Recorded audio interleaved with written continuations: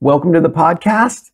This is Ken Hill. I appreciate you taking the time to tune in, and I appreciate the people that have written in and also some of the donations as well. This podcast is a little bit different. It's a little bit different in that, if you're expecting that little tidbit on, if I just use my fingertips here, or my foot here, or my eyes here, or that little silver bullet technique, it's not there. Instead, this podcast is one that after I reviewed my 2019, so I spent a lot of time in reflection and looked at 2019, an amazing statistic came out. And the statistic was, in the RIC program, we rode, and this is instructors and students, 16,900 laps without a crash. Yeah, 16,900 is approximate, but I did the math, looked at how many students and days and all that, average laps. Yeah, 16,900 laps without a crash. And it's a pretty staggering number. So let's talk a little bit about that number, where it comes from, and then we're going to dive into this podcast. And this podcast, hang in there, because this podcast could actually be one of the most important podcasts that you listen to. Because yes, we all have these techniques and we all have these goals, but a lot of times we're missing out on something that is the most important catalyst for all of it, which is the process of being able to accomplish those things. And that's what this one talks about, because we didn't go out there and say, we're going to do 16,900 laps without a crash, right? We didn't put our outcome first. No. Instead, we did a process. We stayed with our process, and the process is what got us this progress. So the 16,900 laps comes from basically our last winter event in 2019 at Chuckwalla, all the way to the start of our last event in the fall/winter of 2019 at Chuckwalla. And this was all on different tracks. This was High Plains and Thunder Hill, and 3 different tracks at UMC, and different bikes and different clients and lap times and tires. But 16,900 laps without a crash. So how did this happen? And it goes back to what I said, is that we worked the process. The process is what got us the progress. The process is what drove the outcome. The process is focused, deliberate riding. I wanted to make this thought very clear to you, because this can be done. You can do this. This is something you can accomplish. So, okay, great. How do we accomplish this? And part of it goes back to what I just said, focused, deliberate riding. That focus starts with the right mindset. And so I'm going to take you through some of these things. I got a few steps here that I'm going to talk about to help you be able to accomplish your own 16,900 laps, and hopefully more than that. And yeah, it does start with the right mindset. And the right mindset is broken down into a few things. The right mindset is having the humility that there is a better way. I'm all about trying to find a better way, whether it's studying the best riders in the world, or interviewing them, or talking to them, whatever it may be. I'm completely open to that. And somebody might suggest something to me. Fantastic. I'll look at it. I'll vet it, whether it's good or bad, but I'll at least be open to the idea that there's a better way. And that's why there's 70 some odd podcasts, right? Because I'm always looking for a better way, or a better way of communicating things. And that's the beauty of what we're doing. So yes, have the humility that there is a better way. The second one is one that we definitely have to prepare ourselves for, and really is the cornerstone of what we're trying to put people in the right mindset for, which is be ready and open for feedback. Oh, it's so hard, right? Because and I'm just as guilty as everyone on that, which is, right, somebody says something to you, and it's easy to get defensive about it. Well, we want to be open for feedback, but we have to be really careful here. That feedback has to come from a credible source. So not everyone deserves an opinion. Not everyone is an expert. But feedback from a credible, objective, professional source, absolutely. Bring it on. So, quick story on that. I just did a keynote speaker talk for a company. And it had nothing to do with motorcycles. Well, it had actually everything to do with motorcycles, which is, our processes and habits of the techniques of the best riders in the world and how we put them in the business world. So I do this keynote speaker talk.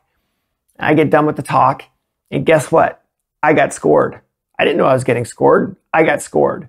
So I have to be able to accept that feedback so I can get better, because that's all I want to do is get better. So be ready for feedback.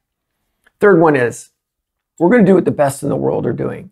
This is one that it's interesting. We fight this one a little bit because, of course, there's so many different opinions out there. There's so many different opinions with what people consider right and wrong. But the bottom line is we're going to do what the majority of the best riders in the world are doing, because if there was a better way, they would do it. Yeah, you want a 7th place result? Do what the 7th place guy is doing. Fantastic. I can guarantee you that there's no MotoGP riders spending their first session doing a no brakes drill. No, that's not how it works. There's a reason why the best riders in the world are the best, and we want to be able to have those habits and techniques, and that's what we're going to mimic. And then the last one is, you have to put your reps in. I understand the world that we live in.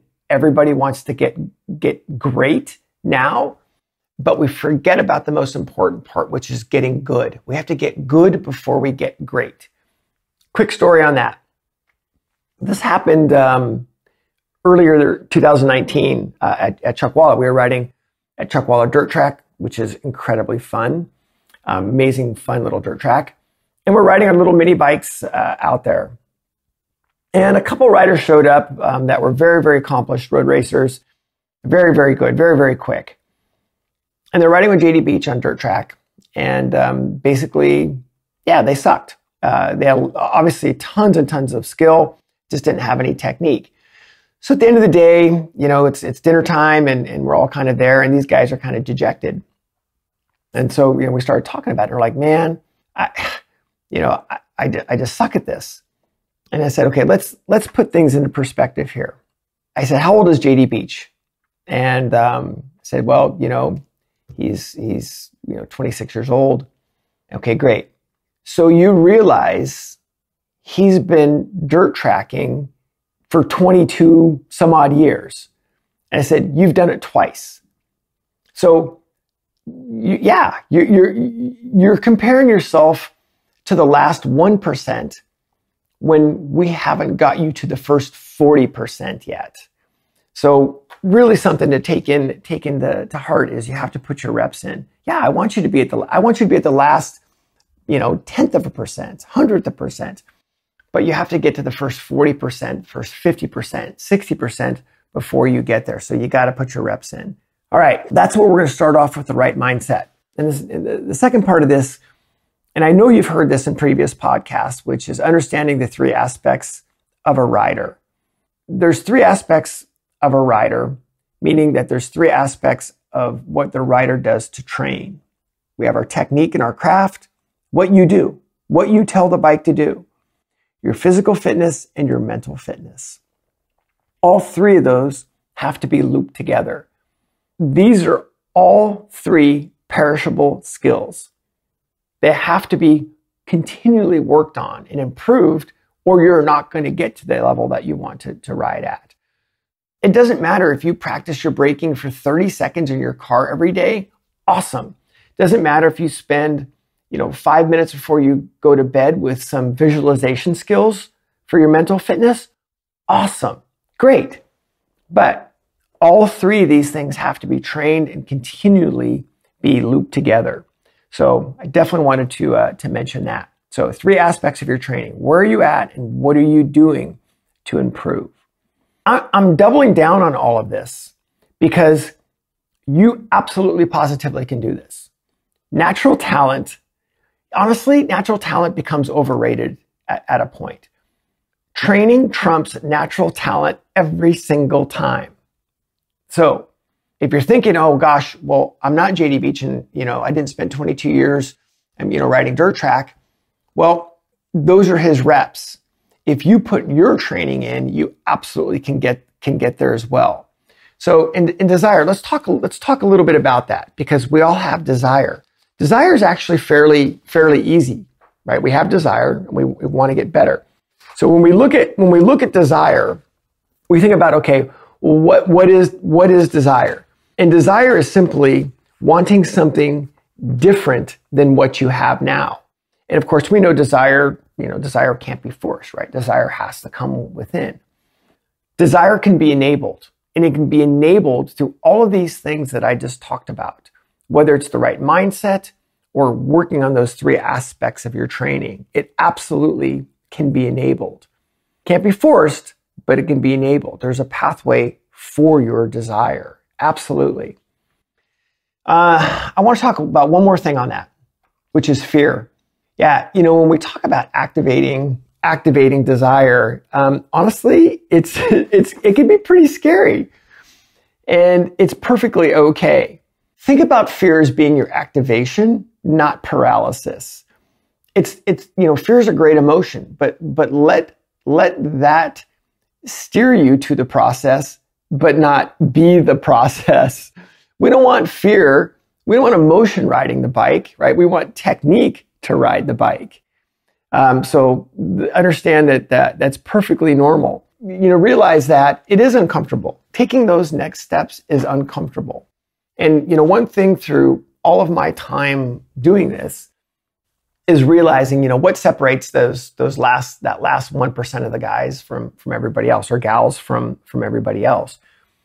And for them, it's understanding that they're making being uncomfortable part of their routine.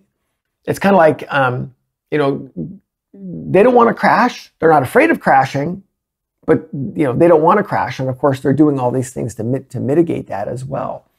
So they make being uncomfortable part of their routine. They're comfortable being uncomfortable. And that's what helps them get to these next steps and gets them to activate on that desire. So I know I've talked a lot about this stuff, and you're thinking, well, gosh, this is great stuff. And these are some of the things that I need to do. And I'll come back to this, which is, yeah, you can do this. You absolutely can do this. And I'm going to urge you, whether it's through these podcasts, right? We've got all these podcasts that have all these great references, but what really matters is what are you going to do next? And yeah, I am going to urge you to it doesn't have to be through me. I'd love it to be through me, but think about getting professional coaching. And this is professional coaching, whether it's the technique in your craft, your physical fitness, or your mental fitness. So get professional training so you can get your goals met.